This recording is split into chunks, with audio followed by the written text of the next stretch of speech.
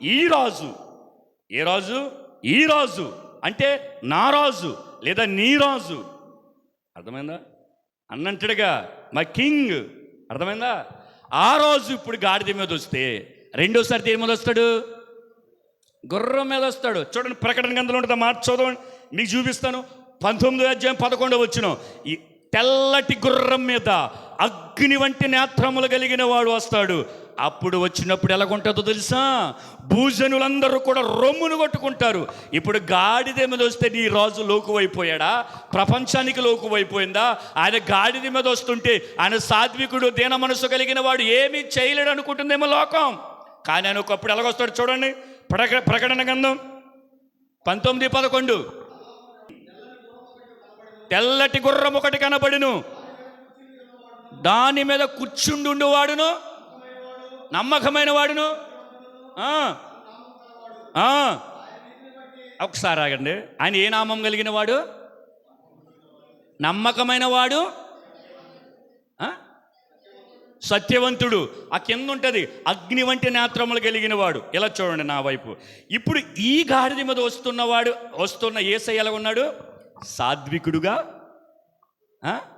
దీన మనసు కలిగిన వాడుగా, కొడితే కొట్టనవాడుగా, తిడితే తిట్టనవాడుగా, ఏంటి ఏమనంటే ఏమి అనకుండా మౌనంగా ఉన్నవాడుగా ఉన్నాడు గాడిద మీద. ఈ గాడిద మీద ఎందుకు తెలుసా? మనందరి కొరకు ప్రాణమును పెట్టడానికి, సమాధానపరచడానికి, నిన్ను నన్ను నిత్యజీవం వైపు నడిపించడానికి, తండ్రి చిత్తము భూలోకంలో నెరవేర్చడానికి ఆయన గాడిద మీద వస్తున్నాడు. అర్థమైందా? ఇప్పుడు గాడిద మీద వస్తున్నాడు కదా అని చెప్పేసి ఒకవేళ క్రీస్తు అంటే ఎరగని వారికి లోకువా వచ్చేమో, కానీ మరి నీకేంటి లోకువా? భయమేది? భక్తి ఏది? పరిశుద్ధత ఏది? యథార్థత ఏంటి? అయ్యో నా రాజు ఈ స్థితిలో వస్తున్నాడంటే నా కోసమే. అరే పట్టేసుకుంటారు కదా, మరణానికి అప్పగించేస్తారు కదా. అయితే ఈ రాజు ఇలా రావడం గల కారణం నా కోసం. కానీ ఒక రోజున, ఒక దినమున ఈయన గుర్రమ మీద ఏంటి మహా ఉగ్రుడై, ప్రళయకాల రుద్రుడై ఏంటి ఆయన వస్తూ ఉన్నాడు. ఆయన ఆ సమయంలో వస్తున్నప్పుడు గనక ఏంటి ఇంకా ఎవరికి ఏమాత్రం కూడా సమాధానం చెప్పే పరిస్థితి ఉండదు. ఎందుకైనా రాజైనా ఆయన రాజు సింహాసనం మీద ఉంటాడు. ఆయన సింహాసనం న్యాయ తీర్పు కలిగినది. అంతిమ తీర్పు జరుగుతుంది. ఎవరికో తెలుసా? మృతులకు సజీవులకు. అర్థమైందా? మృతులకు సజీవులకు అంతిమ న్యాయాధిపతి అయినా అటువంటి రాజు ఇప్పుడు ఎలా భద్రపరుచుకున్నావు, ఎలా ఇముడ్చుకున్నావు, ఎలా ప్రకటించగలుగుతున్నావు, ఎలా దానికి సాక్షిగా బ్రతగలుగుతున్నావు? ఆ రోజున ఇశ్రాయేలు ప్రజలు, యూదులు హోసన్నా జయము జయమని చెప్పి మరణానికి అప్పగించేశారు. తర్వాత ఈ రోజున మనము కూడా యేసయ్యను బాగున్నప్పుడు, అన్ని మనకు సమపాలంలో దొరుకుతున్నప్పుడు, యేసే మా దేవుడండి, యేసుప్రమ రక్షకుడండి, ఆయన లేకపోతే మేము లేవని చెప్పేసి రేపొద్దున గడ్డు పరిస్థితి వచ్చినప్పుడు, రేపొద్దున మనకి వ్యతిరేకమైన పరిస్థితులు వచ్చినప్పుడు ఎవరో మాకు తెలియదు, యేసు ఎవరో మాకు తెలియదు అని మనము ఆ రోజున పక్కకి వెళ్ళిపోయేవారుగా ఉండకూడదు. అర్థమవుతుందా? నేనేమంటానంటే సమయమందు అసమయమందు, ఏంటంట సమయమందు అసమయమందు ఎవరికి చేయాలి భక్తి? ఎవరు చేయాలి? క్రైస్తవులు చేయాలి. ఏంటి సమయం ఏంటి, అసమయం ఏంటి?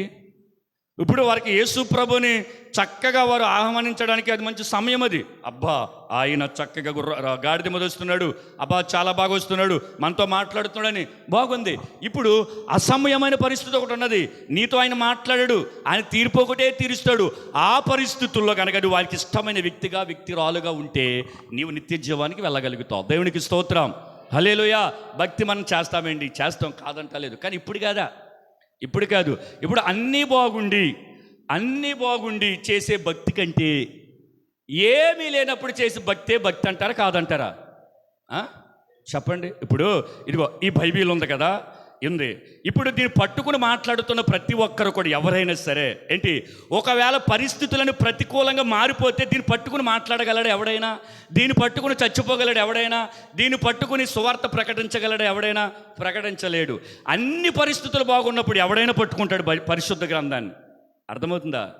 పరిస్థితులని వ్యతిరేకంగా మారినప్పుడు, ఇంటివారు వ్యతిరేకంగా మారినప్పుడు, ఊళ్ళో వాళ్ళు వ్యతిరేకంగా మారినప్పుడు, నీ ఆరోగ్యం నీకు వ్యతిరేకంగా మారినప్పుడు, నీ సహచర్య నీకు వ్యతిరేకంగా మారినప్పుడు, అర్థమవుతుందా? అప్పుడు పట్టుకోవాలి బైబిలు. దేవునికి స్తోత్రం, హల్లెలూయా. అంతేకాని బాగుందిలే అని అనుకుంటే బాగోలేని రోజు వచ్చినప్పుడు కనుక ఏం చేస్తామండి, ఏం చేస్తాం అని అనుకుని మనం చల్లారిపోతే కనుక ఏంటి, మనం నిత్య జీవానికి వెళ్ళలేం. పరలోక రాజ్యం అందరూ వెళ్ళాలండి, అందరూ వెళ్ళాలి. పరలోక రాజ్యం వెళ్ళాలి వద్దా? అందరూ పరలోక రాజ్యం వెళ్ళాలి. అదే పరలోక రాజ్యం మనం వెళ్ళాలంటే కనుక నీతిమంతుడిని మనం కలిగి మన హృదయములు స్థిరపరుచుకుంటే ఆ నీతిమంతుడి కొరకు మనకి శ్రమలు వస్తాయి, ఆ నీతిమంతుడి కొరకు మనకి కష్టాలు వస్తాయి. ఇప్పుడు నేను ఉన్నాను, ఇదిగో నువ్వు రాజుతో మాట్లాడితే కిరణం నీ జతకి రాను అని అన్నానికి ఎవరైనా మానేయచ్చు. కొంతమంది నాతో మాట్లాడుతూ మానేస్తారంట అని అంటారు, మానేయచ్చు, తప్పులేదు. కానీ నువ్వు ఆ రాజుతో కనుక ఉంటే నేను మీతో ఉండనంటే ఇప్పుడు మీరు మానేస్తారా మానరా? ఏ రాజు? ఈ రాజు కాదు, రాజులకు రాజు, దేవునికి స్తోత్రం, కింగ్ యేసయ్యతో కనుక నువ్వు ఆయన ఆరాధిస్తే, ఆయన ప్రకటిస్తే, ఆయనే నువ్వు నమ్ముకుంటే నేను నీతో ఉండను, నీతో రాను, నువ్వు వద్దు, నేను చంపేస్తాం అని అంటే అప్పుడు ఏం చేస్తారు మీరు? చెప్పండి, ఏం చేస్తారు? నేను అంటాను, ఇది పోగొట్టేసుకోండి. ఎందుకంటే ప్రభు కూడా మనకు చెప్పేశాడు, వాక్యమే ఆధారం చేసుకోండి, ఎవ్వడి మాట మీరు నమ్మొద్దు. నా నిమిత్తము తన ప్రాణమును పోగొట్టుకున్నవాడు దానిని దక్కించుకును. దేవునికి స్తోత్రం, హల్లెలూయా. ఎవరి నిమిత్తం? అమ్మో, నా బిడ్డల నిమిత్తం పోతుంది, నా భార్య నిమిత్తం పోతుంది, నా భర్త నిమిత్తం పోతుంది. కానీ ప్రభు నిమిత్తం కనుక నువ్వు ప్రాణమును కనుక పోగొట్టుకుంటే, ద్వేషించుకుంటే పరలోకంలో దాన్ని దక్కించుకుంటాం. దేవునికి స్తోత్రం. అంటే అన్నీ బాగున్నప్పుడు, శరీరము సహకరించినప్పుడు, ఇప్పుడు నువ్వు చేసే భక్తి పెద్ద లెక్క,